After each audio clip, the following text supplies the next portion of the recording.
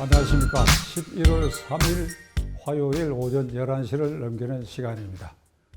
이 시간에는 문재인 정권의 폭주를 국민의힘 제1야당만으로는 이 폭주를 막을 수가 없다. 당장에는 공수처법을 막아낼 수가 없다. 지금 공수처장 추천 후보위원을 야당목 둘까지 추천했으나 결국은 이걸 한두 번 정도 비토권을 행사할 수 있을 뿐이지 법률 개정해서 이제 야당의 추천까지 없애버리고 이걸 밀어붙이게 될 것이다.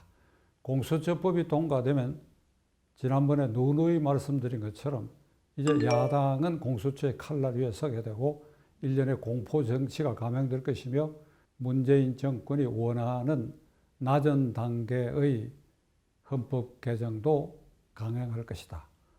따라서 국민의힘만으로는 이 정권의 폭주를 도저히 막아낼 수 없다. 그러면 어떻게 되느냐?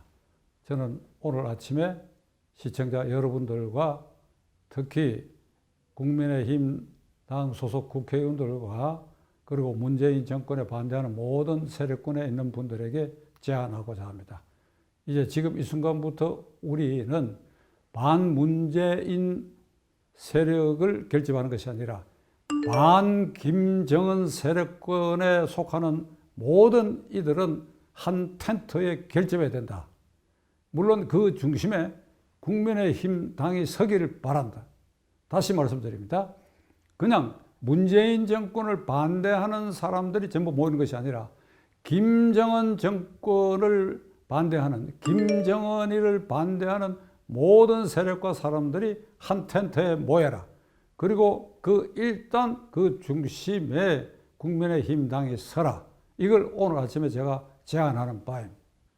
문재인 정권의 성격을 이미 3년 반을 지난 사이에 분명해졌습니다. 주사파 정권 또는 종북 정권 이럽니다만 지난 주일에 유력지의 논설 중간에 이런 표현을 했습니다.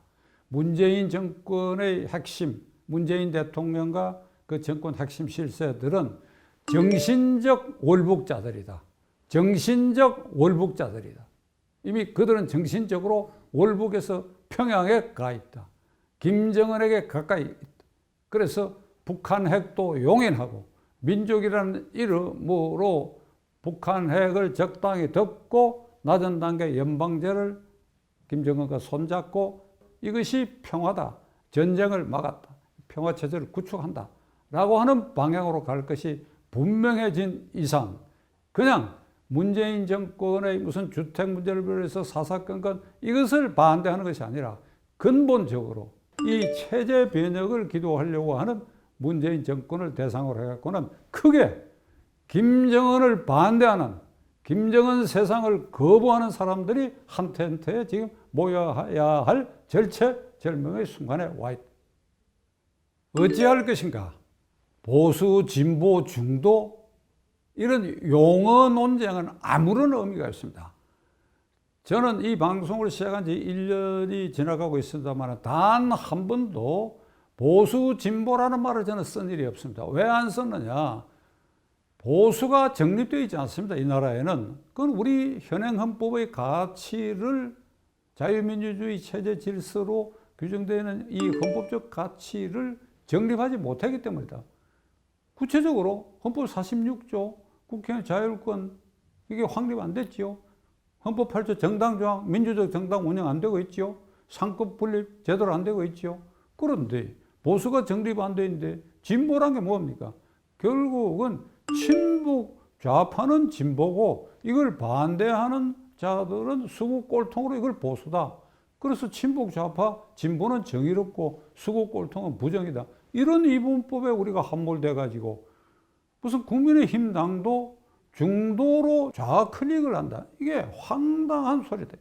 이제는 이 논쟁을 접어야 돼. 친 김정은이냐, 반 김정은이냐, 친 헌법이냐, 반 헌법이냐. 아주 이 양갈래에서 우리가 선택을 해야 되는. 반 김정은 세력을 한 텐트 결집하다 가장 걸림돌은 아주 묵은 은원, MB 세력과 박근혜 세력의 충돌, 그에 따르는 원한, 거기에 따르는 분열의 지속입니다. 그대들 친 MB, BMB, 친박, 비박, 그리고 탄핵은 비박이 주도했고 비박은 천인 공로할 사람들이다. 여기에 여러분들이 계속 함몰되어 있을 것입니까? 어제는 이명박 대통령이 재수감됐지요. 그러니까 오늘날 이 문재인 정권이 탄생한 데에 지엽적인 걸 떠나서 큰 줄기를 보면 이명박 정권에서 박근혜 정권으로 넘어오는 사이에 갈등이 있었고 공천 갈등이 있었고 또 그 박근혜 정권이 들어서고 다시 공천에 친이냐 친박이냐 갈등이 있었고 그 갈등은 내부 분열을 일으켰고 그 내부 분열은 결국은 박근혜 대통령의 탄핵으로 이어졌다. 이 큰 줄기에서 보면 그들들 전부가 오늘 문재인 정권 탄생에 대해서 일말의 책임을 느껴야지요. 느껴야지요.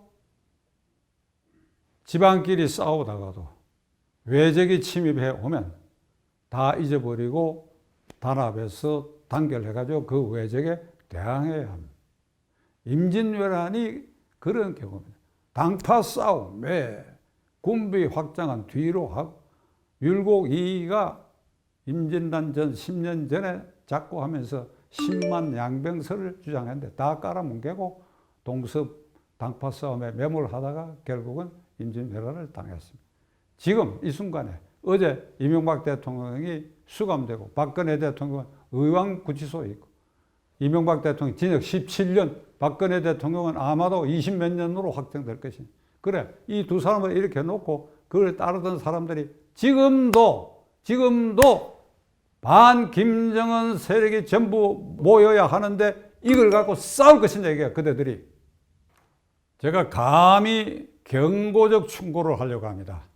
국민의힘 당 내외에서 반 김정은 세력이 한꺼번에 뭉치는데 이런 감정적 이유로 해서 이 사람은 되느냐 저 사람은 안 되느냐 하고 발언을 일으키는 사람들은 제거해서 축출하십시오. 그렇게 해서 단결된 힘을 가지고 서울시장, 부산시장, 나아가 대통령 선거에 있어서 반 김정은 세력이 반드시 단일 후보를 내야 돼요.